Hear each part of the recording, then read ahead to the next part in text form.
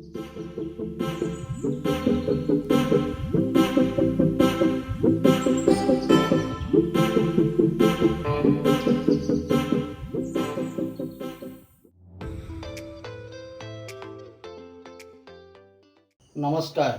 স্বাগত কিটচেনলৈ স্বাগতম জনাই আজি অন্য এটা ৰেচিপি লৈ আপোনালোকৰ মাজলৈ আহিছোঁ।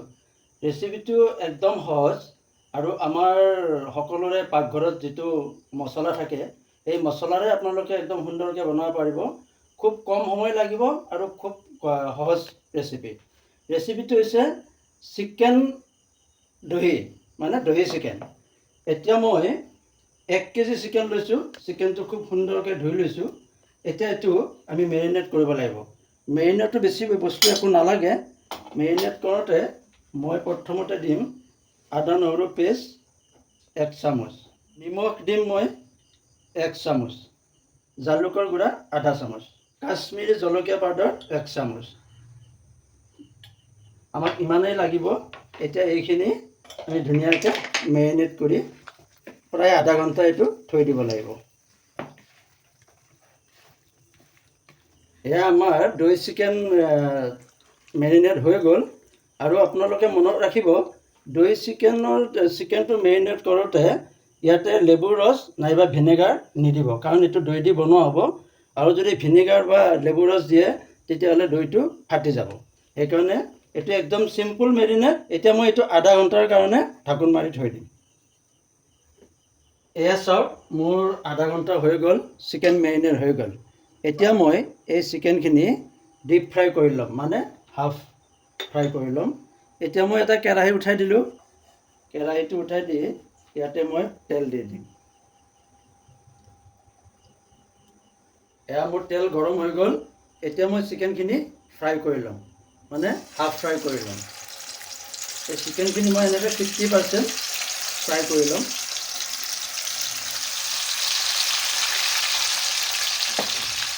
এতিয়া মোৰ এটা ছাইড প্ৰায় হৈ গৈছে। এতিয়া মই চিকেনটো ধুনীয়াকৈ ওলটাই দিম আৰু নেক্সট ছাইডটো মই ধুনীয়াকৈ এনেকৈ ফ্ৰাই কৰি ল'ম। এয়া চাওক, মোৰ প্ৰথম চিকেনখিনি ফ্ৰাই হৈ গ'ল। এতিয়া মই এই চিকেনখিনি উলিয়াই ল'লোঁ। আকৌ ইয়াৰ পিছত নেক্সট চিকেনখিনি ঠিক একেদৰে ফ্ৰাই কৰি ল'ম।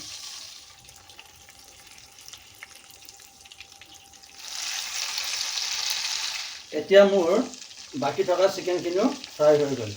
এতিয়া মোৰ গোটেই চিকেনখিনি কমপ্লিট ফ্ৰাই হৈ গ'ল।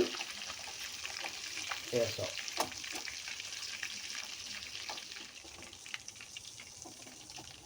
এতিয়া মই দহি চিকেন বনোৱাৰ কাৰণে এতিয়া অন্য এটা কেৰাহী বহাই দিলোঁ।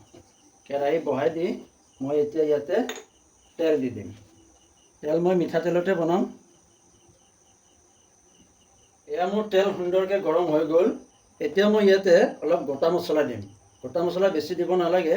মই প্ৰথমতে তেজপাত দুখিলা দি দিলোঁ, দালচেনি 2 টুকুৰা, শুকান জলকীয়া 3টা, ইলাচি সৰু সৰু 5টা আৰু লং কেইটামান।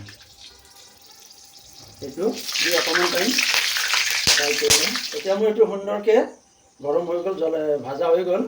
এতিয়া মই দিম ইয়াতে মই কাটি ৰখা পিঁয়াজ 4টা সৰু পিঁয়াজ, মই সৰু আকাৰৰ পিঁয়াজ একদম সৰু সৰুকৈ মিহি মিহিকৈ কাটি লৈছোঁ। এই 4টা পিঁয়াজ মই এতিয়া ইয়াতে মিলাই দিম।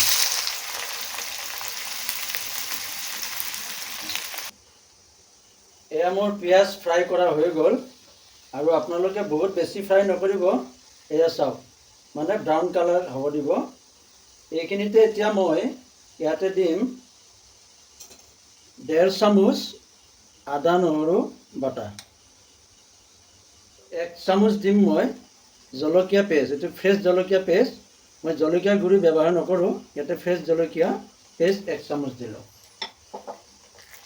এতিয়া মই এইটো ধুনীয়াকৈ কেঁচা গোন্ধটো যোৱালৈকে মই লৰাই থাকিম।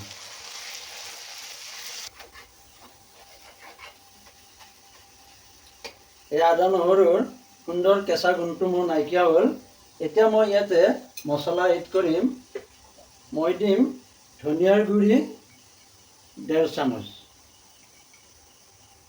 জিৰাৰ গুড়ি 1 চামুচ, হালধি আধা চামুচ, কাশ্মীৰী জলকীয়াৰ গুড়া আধা চামুচ। আৰু এতিয়া মই ধুনীয়াকৈ এইটো লৰাই তেলত খুব সুন্দৰকৈ ফ্ৰাই কৰি ল'ম। এতিয়া চাওক, গুড়ি মছলা মই যিহেতু গুড়ি মছলা দিছোঁ, এতিয়া মই ইয়াতে অকণমান গৰম পানী দিম, নহ'লে গুড়ি মছলাটো জ্বলি যাব পাৰে। অকণমান গৰম পানী দি লৰাই থাকিম। আৰু এইখিনিতে মছলা দিওঁতে আপোনালোকে গেছৰ ফ্লেমটো ল' কৰি ল'ব। ল' কৰি লৈ এইটো অলপ সময় ফ্ৰাই কৰি ল'ব। এতিয়া মোৰ এইটো পিঁয়াজ মছলা সুন্দৰকৈ ফ্ৰাই হৈ গ'ল।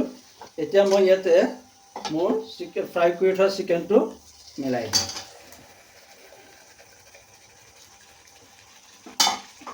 চিকেনটো মিলাই অলপ টাইম লৰাই থাকিম।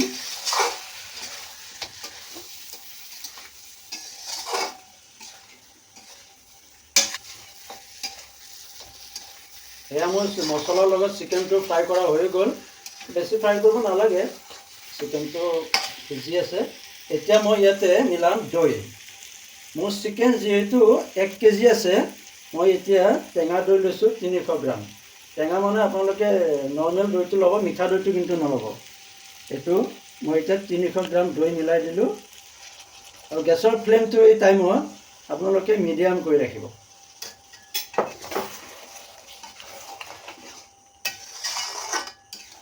এয়া চাওক, আমাৰ দৈ চিকেন ধুনীয়াকৈ ৰেডি হৈ গ'ল। ধনিয়া অলপ ওপৰৰ পৰা দি দিলোঁ।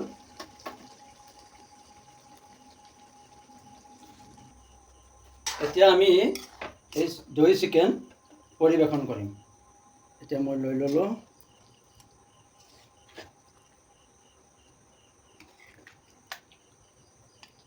এয়া আমাৰ দহি চিকেন কমপ্লিট ৰেডি হৈ গ'ল। আপোনালোকে এনেকৈ বনাই খাই চাব, খাবলৈ খুব সুন্দৰ আৰু খুব কম সময়ত এইটো বনাব পাৰি। আজিলৈ আহিছোঁ। আপোনালোকে যদি ভাল পায় এবাৰ লাইক আৰু কমেণ্ট কৰিবলৈ নাপাহৰিব। ধন্যবাদ।